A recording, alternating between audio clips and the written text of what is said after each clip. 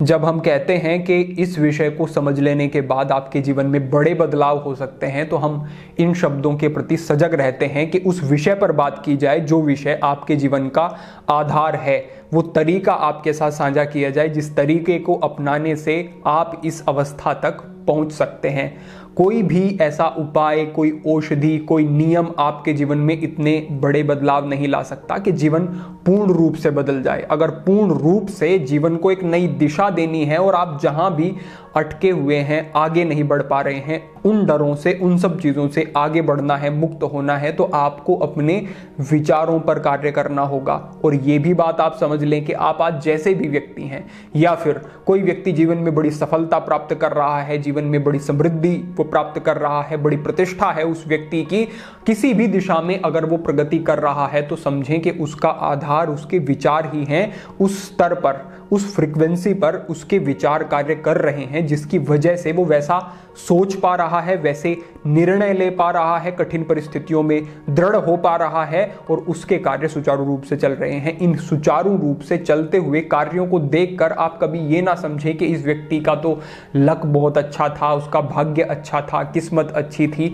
नहीं, उसने अपने विचारों पर कार्य कर लिया, उसने उन सिद्धांतों को समझ लिया जो हर व्यक्ति को पता होने चाहिए, और हमारे यौगिक मार्ग में हमारे विद्वानों ने उनके ऊपर हमारा समुचित मार्गदर्शन किया है। वो हमारा बोध ऐसा है कि हम उनको आज समझने के लिए उद्यत नहीं हो पा रहे हैं, और हम समझते हैं कि अध्यात्म केवल कुछ ऐसी क्रियाएं हैं जो कि अंतिम समय में, जीवन के बुढ़ापे में करने योग्य है। नहीं, ये आपके जीवन की सफलता, आपके जीवन के आनंद, सुख और हर पक्ष से आपके जीवन के संबंधित चीजें हैं। इसी विषय पर आज हम बात कर रहे हैं कि विचारों को कैसे बदलना है और विचार कैसे कार्य करते हैं। इस विषय को हम यहां से शुरू करते हैं कि एक बार एक बच्ची के माता पिता उस बच्ची के ऊपर अपने कार्यों के चलते, व्यवसायों के चलते उसके ऊपर ध्यान नहीं दे पाते थे। जब उसके ऊपर ध्यान नहीं दिया जाता था तो वो बड़ा परेशान सी रहती, वो उनके साथ समय व्यतीत करना चाहती थी, उनसे बात करना चाहती थी, लेकिन उस बच्ची के ऊपर ध्यान नहीं दिया जाता था। कुछ समय के बाद वो एक दिन अनायास ही बीमार पड़ जाती है, उसे सांस लेने में समस्या होनी शुरू हो जाती है। तो ये स्वाभाविक सी बात है, जब बच्चा बीमार होता है तो दूसरे कार्यों को छोड़कर भी माँ बाप उसकी तरफ ध्यान देते हैं। तो उसके माँ बाप ने भी ऐसा ही किया, उसकी तरफ ध्यान दिया, सारे काम छोड़ दिए, वो सजग हो गए, उसके पास बैठे, उससे बात की तो उसे बड़ा अच्छा लगा। और उसे ऐसा अनुभव हुआ, क्योंकि आयु कम थी, उसके दिमाग में ऐसी चीजें बैठ गई कि जब मैं बीमार होती हूं तभी मेरे ऊपर ध्यान दिया जाता है। तो फिर क्या होना शुरू हुआ, एक बार, दो बार, तीन बार जब ऐसे हुआ तो उसके दिमाग में ये चीजें बैठ गई कि जब भी मैं बीमार होती हूं तभी मेरे ऊपर ध्यान दिया जाता है। इसी प्रकार से जब स्थितियां बनी तो कुछ समय के बाद ऐसी अवस्था आ गई कि जब भी वो अपने आप को अकेला अनुभव करती, जब भी आप अपने आप को वो ऐसा अनुभव करती कि मेरे ऊपर ध्यान नहीं दिया जा रहा है, तो जो समस्या उसकी वो थी, सांस लेने में उसे जो समस्या होती थी, वो समस्या अपने आप उसे होने लगती, क्योंकि उसके मस्तिष्क में ऐसा बैठा हुआ था कि मुझे जब अटेंशन चाहिए, मुझे ध्यान चाहिए, मुझे सजगता चाहिए दूसरे व्यक्तियों की मेरे प्रति, तो उसके दिमाग में बैठा है कि वो तो तब मिलेगी जब मैं बीमार होऊंगी।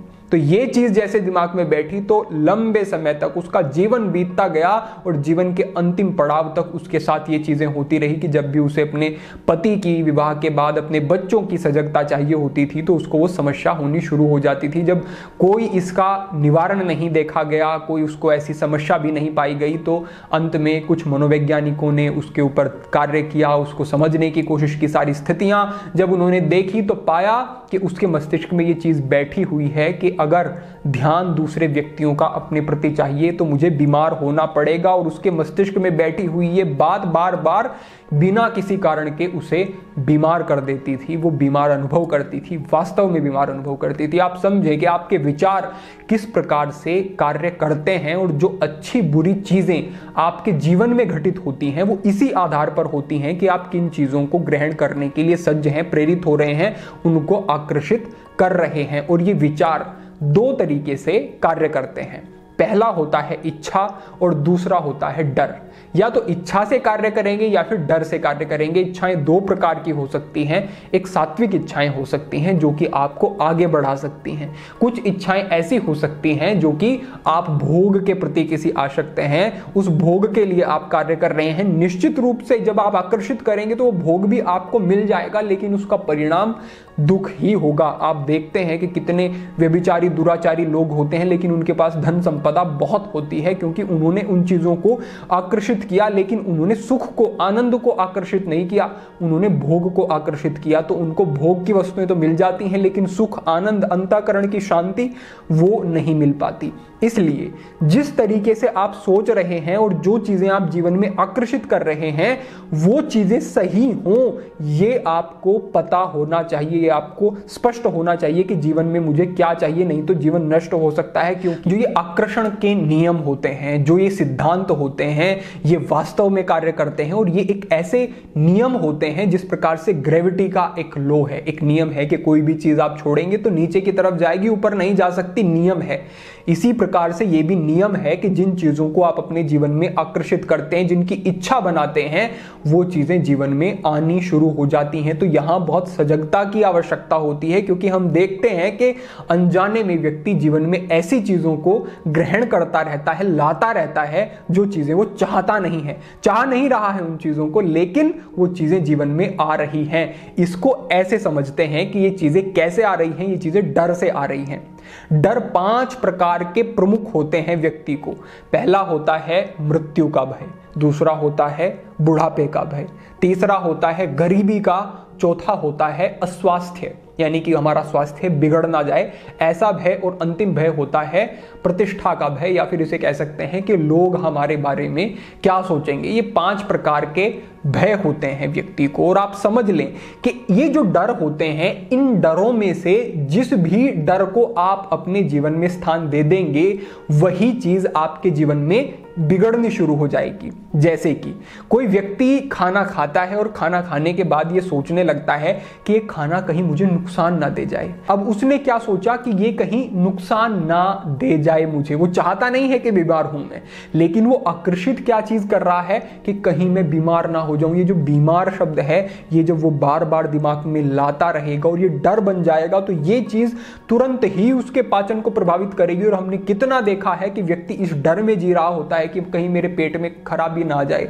कहीं मुझे हार्ट अटैक ना हो जाए, कहीं मुझे डिप्रेशन ना हो जाए, और वो डिप्रेशन में घिरा जाता है, उसे हृदय के विकार हो रहे हैं, उसका पाचन खराब हो रहा है। यानी कि चाह तो वो रहा है कि मैं ऐसा मेरे साथ ना हो, लेकिन उसके साथ वैसा ही हो रहा है, क्योंकि अनजाने में वो उस चीज को आकर्षित कर रहा है। इसी प्रकार से कि कहीं मुझे नुकसान ना हो जाए, कहीं मुझे कोई घाटा ना हो जाए, कहीं मैं गरीब ना हो जाऊं, ये चीज तो अधिकांश लोगों के मन में बैठी रहती है और यही चीज उन्हें गरीब करती रहती है। यही चीज उन्हें नए विचार उनके मस्तिष्क में नहीं आने देती, नई जगहों पर वो अपने धन को व्यय नहीं कर सकते, नई चीजें, नए कार्य शुरू नहीं कर सकते इस डर के कारण, और वो गरीब गरीब और गरीब होते जाते हैं। ये जो डर के मेरा पैसा मुझसे दूर ना चला जाए, वास्तव में उनके पैसे को उनसे दूर कर रहा है। इसी प्रकार से दूसरे भी डर है कि कहीं मेरा जो रूप है, जो मैं दिखता हूं जैसा, वो कहीं खराब ना हो जाए, ऐसा व्यक्ति निरंतर सोचता है, और ये चिंता, ये तनाव ही उसे परेशान करता है। इस तनाव के कारण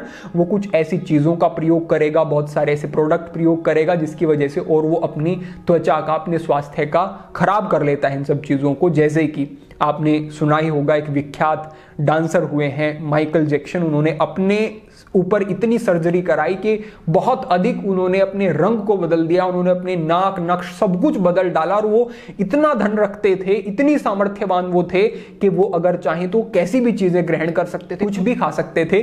लेकिन उनकी मृत्यु असमय हुई, समय से पहले ही उनकी मृत्यु हुई, और एक सामान्य व्यक्ति से भी बुरा उनका स्वास्थ्य रहा, क्योंकि अनजाने में वो सब चीजें आकर्षित कर रहे थे जो चीजें उन्हें नहीं चाहिए थी, लेकिन आकर्षित वो सब चीजें हो रही थी। इसी तरीके से ये चीजें कार्य करती हैं, इसी तरीके से विचार एक बड़ी भूमिका निभाते हैं आपके जीवन में। तो आपको करना क्या है?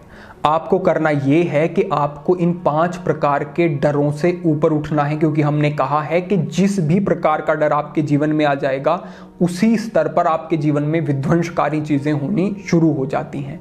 आप देखें डर किस प्रकार के हैं कि बुढ़ापा आएगा, तो आपके मन में आना चाहिए कि बुढ़ापा निश्चित है, वो तो आएगा ही, आज तक कोई व्यक्ति इसे नहीं रोक पाया है, तो इससे डर कैसा। मृत्यु ईश्वरीय विधान है, रोक नहीं सकते, ये भी आएगी ही, इससे डर कैसा। स्वास्थ्य, प्रकृति न्यायकारी है, कुछ भी आप गलत खाएंगे तो दुष्प्रभाव होंगे, अच्छा खाएंगे अच्छे प्रभाव होंगे, नियमों का पालन करेंगे तो स्वास्थ्य अच्छा ही रहेगा। तो मुझे अपनी सजगता को बढ़ाना है, ज्ञान को बढ़ाना है और स्वास्थ्य को अच्छा कर लेना है। इसी प्रकार से सभी प्रकार के भय आपके तिरोहित हो सकते हैं। फिर है इच्छाएं, इच्छाएं जैसी होंगी वैसा जीवन होगा, यानी कि अगर आपका लक्ष्य ही गलत हो गया तो जीवन में घटित होने वाली सारी की सारी चीजें हमने गलत होती हुई देखी हैं उस व्यक्ति के जीवन में। अगर लक्ष्य ठीक है तो उसी के अनुसार आपको अपनी बुद्धि को बनाना पड़ेगा, वैसे ही सोच बनेगी आपकी, क्योंकि आपको यहां तक पहुंचना है, इस तल पर ऊर्जा की अगर पहुंचना है, जो आपका लक्ष्य है वो भी एक ऊर्जा ही है, इस ऊर्जा के तल पर अगर पहुंचना है तो अपनी ऊर्जा को इस स्तर तक लाना पड़ेगा। अब जितना बड़ा आपका लक्ष्य है, जितना सात्विक अच्छा लक्ष्य है, वैसा ही आपका विचार चिंतन होगा, जीवन होगा, प्रभाव वैसे ही होंगे। जो व्यक्ति आध्यात्मिक कार्यों में लगा रहता है, आध्यात्मिक उद्देश्यों को धारण करता है जीवन में, उसका व्यक्तित्व देखें एक अलग ही प्रभाव मिलेगा। जो व्यक्ति धन का सही प्रयोग करना चाहता है, अर्थ को सही प्रकार से व्यय करना चाहता है, वो समृद्ध भी होगा, समृद्ध होने के साथ साथ उसके व्यक्तित्व की गुणवत्ता और बढ़ती जाएगी। इसके भी अनेक उदाहरण हैं, राजा जनक जैसे उदाहरण आपके पास हैं, अनेक उदाहरण मिल जाएंगे। तो ऐसे ही आपको अपने जीवन के लक्ष्य ऐसे बनाने हैं और इन सब चीजों को प्राप्त करने के लिए आपको अपने विचारों को बेहतर बनाना है। ये बात आप ठीक प्रकार से समझ लें कि आप जहां पहुंचना चाहते हैं वैसा अपने आप को अनुभव करें। भले ही आप वैसे नहीं हैं, अभी आप बहुत पीछे हैं, लेकिन अनुभव करें कि जैसे मैं वहां तक पहुंच ही गया, जैसे मैं अपने आप को वैसा बना ही लिया मैंने कि मैं वहां तक पहुंच सकता हूं। ये आत्म सुझाव है और ये आत्म सुझाव कब देना है? ये आत्म सुझाव ब्रह्म मुहूर्त में देना है, क्योंकि सुबह के समय हमारा मस्तिष्क खाली होता है और हमारे पूरे दिन का एक आधार तैयार हो रहा होता है उस ब्रह्म मुहूर्त के समय में। तो जैसी भी आप इस ब्रह्म मुहूर्त की स्थिति को या सुबह को अपनी आप जैसा बनाएंगे, सुबह के कुछ ऐसे घंटे, वैसा ही आपका पूरा दिन होगा। अपने आप को सुझाव देना, आंखें खुलते ही बैठ जाना, आत्मबोध यानी कि अपने आप को देखना कि मैं कहाँ जाना चाहता हूँ, मैं क्या प्राप्त करना चाहता हूँ, मैं कैसा व्यक्ति हूँ। और जैसे आप मैंने कहा कि हैं भी नहीं, उतना बेहतर अपने आप को सोचें, उतना बेहतर अपने आप को, जैसे ही आप मन में दृढ़ता से धारण कर लेंगे, आपका मस्तिष्क आपको वहीं पहुंचा ही देगा। यकीन माने, ये बात प्रायोगिक है, आत्म अनुभूत है कि जैसा आप अपने आप को अनुभव करना शुरू कर देते हैं वैसे आप होते चले जाते हैं। ये चीज आपके जीवन में बड़ा कार्य करेगी और फिर पूरा दिन पूरी ऊर्जा के साथ उन चीजों पर कार्य करें। लेकिन वैचारिक एक पृष्ठभूमि आपको तभी प्राप्त होगी जब आप ब्रह्म मुहूर्त का प्रयोग करते हुए आत्म सुझाव देंगे। 10 मिनट का समय लगता है, अपने आप को ऐसा कहें कि मैं विशेष हूं, अपने आप को कहें कि मैं एक आध्यात्मिक व्यक्ति हूं, अपने आप को कहें कि ईश्वर की कृपा से मुझे ये जीवन मिला है और इस जीवन का मैं पूर्ण सार्थकता के साथ प्रयोग करने वाला हूं। मेरा अभिष्ट लक्ष्य जो है मैं निश्चित रूप से वहां तक पहुंच के रहूंगा। ऐसे ही अनेक आप अपने आप को सुझाव दे सकते हैं। ये सुझाव स्वास्थ्य के बारे में, सफलता के बारे में, आध्यात्मिक प्रगति के बारे में, सभी के लिए अच्छा सोचते हुए अपने परिवार की बेहतरी के बारे में, किसी भी दिशा में हो सकते हैं, लेकिन ये कार्य करते हैं, इनका प्रयोग आपको करना चाहिए। तो ये समय अगर आपने ठीक से प्रयोग कर लिया तो ये पूरे दिन का आपके आधार होगा और प्रतिदिन आपका जुड़ करके, मिल करके जीवन बनता है, तो आप अपने पूरे जीवन को इस आधार पर दिशा दे सकते हैं। तो हमारा संकेत आपके लिए यही था कि विचार कितने प्रबल हैं, विचार कैसे कार्य करते हैं, विचार कैसे आपके जीवन की दिशा को, आपकी वर्तमान स्थिति को निर्धारित करते हैं, ये आपको समझना चाहिए। अपेक्षा है आपको ये बात ठीक से समझ आ गई होगी और आप इस दिशा में कार्य भी करेंगे, विचारों को देखेंगे कि आप कैसा जीवन चाहते हैं और आपके विचार कैसे हैं। अगर प्रतिकूल हैं, उसके विपरीत हैं, तो इन्हें बदल लें, अन्यथा पूरा जीवन भी प्रयोग करते रहेंगे, मेहनत करते रहेंगे, प्रयास करते रहेंगे, तो भी कोई अच्छे परिणाम आपके हाथ नहीं लगेंगे। तो इस दिशा में सोचें, कार्य करें। आज के लिए आपके लिए हमारा यही संकेत था। भविष्य में अन्य महत्वपूर्ण विषयों पर मार्गदर्शन होता रहेगा। सभी के लिए प्रार्थना, सभी के लिए मंगल कामना। आज के लिए इतना ही। ओम नमः शिवाय।